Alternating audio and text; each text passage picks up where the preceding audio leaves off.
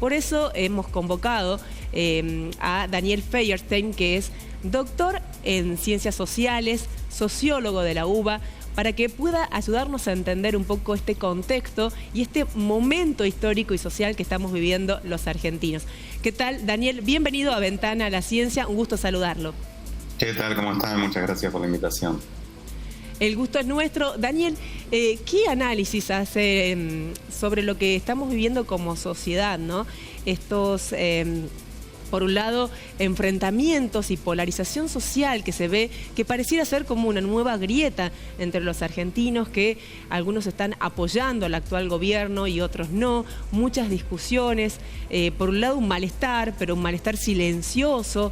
¿Qué análisis se hace desde su punto de vista?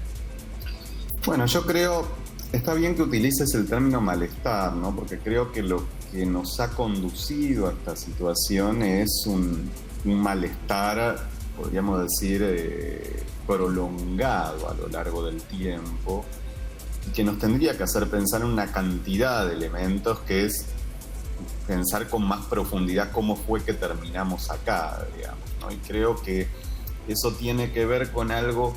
La nueva derecha lo llama con un término que es el de batalla cultural, y creo que es un término, más allá de que yo no sé si lo utilizaría con esas expresiones, creo que da cuenta de el modo en que nosotros nos estamos explicando nuestra realidad y cómo eso ha entrado en crisis, te diría, hace más de una década por lo menos. Y quizás la gravedad de lo que estamos viviendo ha sido la imposibilidad de entender esa crisis, ¿no? La imposibilidad de entender montones de cosas que no funcionaban, desde políticas económicas que no priorizaban a quienes están sufriendo más, hasta quizás un conjunto de confusiones crecientes sobre el sentido, por ejemplo, de la investigación, y la necesidad de que pueda articularse con las necesidades de nuestra sociedad, y esto ha ido produciendo un proceso en el cual se montó esta iniciativa de la nueva derecha para proponer la destrucción de todo, ¿no? Como lo planteaban en la introducción, esto es que ciertas realidades cuenten con determinados problemas termina siendo la excusa para hacer un planteo de directamente entonces destruyamos desde el funcionamiento de ciencia y tecnología en nuestro país hasta la posibilidad de contar con espacios de articulación y apoyo a los movimientos sociales, hasta los espacios de producción cultural, e incluso en una destrucción que también es de tipo económico, ¿no? Entonces yo diría que para poder entender cómo es que terminamos acá habría que remontarse un poco más atrás de la realidad que estamos viviendo para entender cómo se fue construyendo ese malestar sostenido que llevó a sectores importantes de la población a optar por este cambio ultra radicalizado que en verdad estamos viendo ahora que termina comenzando a producir sus consecuencias. Daniel, ¿podría decirse que la democracia de alguna manera no le dio las respuestas o los partidos gobernantes hasta entonces, hablamos del partido justicialista, no le dio las respuestas a la gente que terminó optando por estas derechas y que se dio en muchos lugares de América Latina donde la gente ya no quería más de lo mismo, no le importaba tal vez si podía llegar a ser peor o no, digamos, pero quería un cambio, ¿no? Y muchas veces lo analizamos acá con un filósofo en el estudio, ¿qué significaba realmente un cambio? Claro, yo diría que uno de los elementos de fondo es que esos movimientos populares, y por eso está bien que plantees, porque es algo que no ha ocurrido solo en la Argentina, más allá de que el caso argentino sea uno de los más extremos, los movimientos populares se han ido volviendo cada vez más conservadores, y eso ha generado un costo enorme, porque la idea de un movimiento popular es que le pueda transformar la vida a la mayoría de la población en un sentido positivo, en un sentido de conquista de nuevos derechos. Y yo te diría que hace bastante tiempo ya en nuestro país, sin duda más de una década, que ese movimiento popular en nuestro país encarnado por el peronismo se ha como asentado en la necesidad, en esta idea de defender derechos ya conquistados, ¿sí? Con lo cual ni siquiera plantear la posibilidad de una mejora de la situación, sino en todo caso plantear que no siga empeorando más. Y esto, como proyecto político, no entusiasma a nadie, y además ha ido generando un elemento que es lo que explicó la antipolítica de estas nuevas derechas, que es que ha ido separando cada vez más a los representantes políticos de sus representados, ¿sí? En esta lógica de la vida VIP, de la vida de persona muy importante de una determinada cantidad de representantes políticos. Quizás el caso más emblemático fue el encuentro en Olivos con el festejo del cumpleaños de la esposa del anterior presidente, pero diría que eso fue una expresión de algo que ocurría en muchísimos sectores, con mucha pregnancia, y creo que jugó un rol en ir atizando este odio antipolítico que, bueno, paradójicamente nos condujo a un lugar muchísimo peor, pero creo que como producto de ese malestar que sentía que estos movimientos no estaban realmente abocados a mejorar las condiciones de la mayoría de la población. Y esto ha ocurrido con el peronismo en la Argentina, pero ha ocurrido con gran parte de las socialdemocracias, de los progresismos, de los movimientos de izquierda en gran parte del mundo, y entonces vemos que esta deriva hacia las nuevas derechas, hacia las derechas extremas, hacia el neofascismo, es un fenómeno global, más allá de las características particulares que asume en cada país. Daniel, ¿qué tal? Juan Luna lo saluda. Le quiero preguntar puntualmente qué injerencia ha tenido el proceso de la pandemia, el aislamiento. ¿Se ha tenido alguna injerencia en todo este tipo de revuelta democrática que hay, yendo de un polo al otro, como ha pasado y ha descrito usted también en sus anteriores reflexiones? Sí, yo creo que la pandemia sobre todo aceleró muchísimo un proceso que se venía dando. Fíjate que venía identificando estos elementos antes de la pandemia. Yo publiqué un libro en el 2019, que es La construcción del enano fascista, donde veía avanzar estas corrientes y justamente planteaba que el gran desafío era desafiar la corrección política, ¿no? Esto es que los movimientos populares pudieran volver a asumir sus consignas históricas por un lado, y por otro lado revisar algunas cuestiones, sobre todo de ciertas izquierdas culturales que habían sido muy contraproducentes.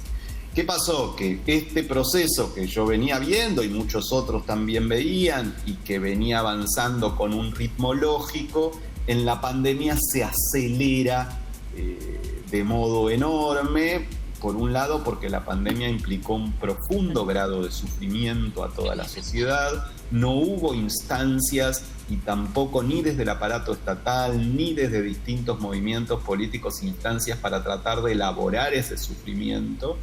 Y quizás en nuestro caso se agregó dos elementos, te diría. El primero es que en esta dificultad del gobierno para poner límites a los sectores más poderosos, terminamos pagando un doble costo, ¿no? Esto es, pagamos el costo del aislamiento, pero como ese aislamiento no se hizo respetarlo a los sectores que era más importante que lo respetaran, que eran quienes venían de lugares con alta circulación del virus, quienes entraban al país, eso implicó que también pagáramos el costo de una alta difusión del contagio y por lo tanto de un alto número de muertos. Entonces yo diría, todos esos sufrimientos, todos esos costos, más la identificación, por eso le doy un rol muy importante a ese famoso cumpleaños en Olivos, esa imagen simbólica de que ese sufrimiento no tocaba a los representantes políticos. Bueno, me parece que eso aceleró de un modo increíble un proceso que venía germinando lentamente, que ya preexistía la pandemia, que de todos modos iba a tener un peso en nuestra sociedad, pero que por ahí va a llevar 10 o 15 o 20 años desarrollarse y se termina desarrollando en 2 o 3 años.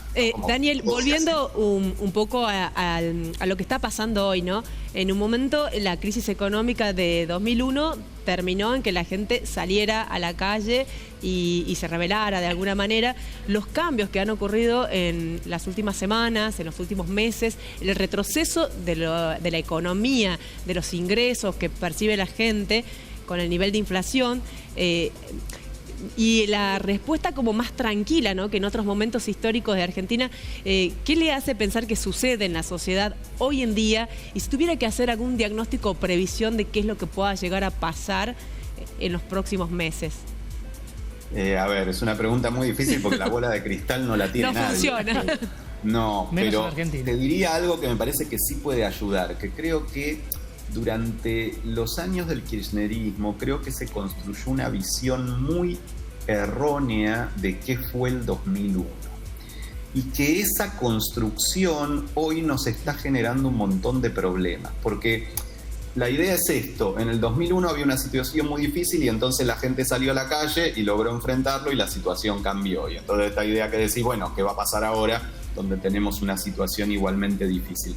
Pero se olvida en esa narración que el 2001 pudo terminar como terminó, esto es, pudo conducir a una mejora de la situación y a la posibilidad de gobiernos que tuvieron que encarar, resolver algunos de esos problemas, porque había habido 15 años previos de acumulación política, de trabajo político, de centenares o miles de organizaciones que pudieron, podríamos decir, eclosionar en ese 2001, que si bien fue más o menos espontáneo, permitió que todas esas organizaciones pudieran articularse en la calle y durante ese 2002 tan convulsionado irle dando forma a lo que fue después la década larga kirchnerista. ¿Esas organizaciones no se fueron gestando en el último tiempo actual?